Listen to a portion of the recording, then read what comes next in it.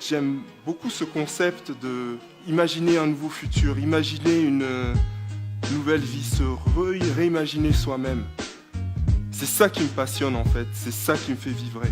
Susciter des vocations, aider des jeunes à devenir qui ils sont. En classe, dans ce que j'appelle mon laboratoire, je demande à mes élèves de retourner les problèmes, d'aller vraiment chercher les causes, les symptômes et les conséquences. On a une génération de jeunes qui est prête à mourir pour une cause. C'est peut-être symptomatique d'une génération qui a une telle quête de sens, une énorme envie de devenir les héros, qu'au fond, on est peut-être aussi coupable, nous, de ne pas leur permettre de devenir des héros, de ne pas leur permettre de devenir les héros de leur vie. Alors comment on apprend à des jeunes, à des enfants, à devenir des héros?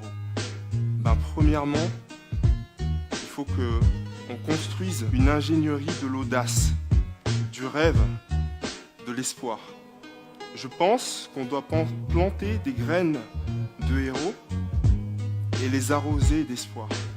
Si on ne construit pas un terreau fertile pour des jeunes, on les perd. Un héros, c'est une personne courageuse qui commet un acte avec abnégation. Moi, ce que je vous propose de faire, c'est de créer des écoles où on va enseigner aux enfants à avoir une pensée héroïque. On va semer cette graine du héros. Dans ces écoles, on va aussi apprendre aux enfants à ne pas avoir peur, à ne pas se laisser dominer par la peur, à la gérer. Et aussi, on va leur apprendre à ne pas avoir peur de l'échec. À savoir qu'en fait, l'échec, c'est une grande source d'apprentissage. Dans ces écoles, on va créer un nouveau paradigme.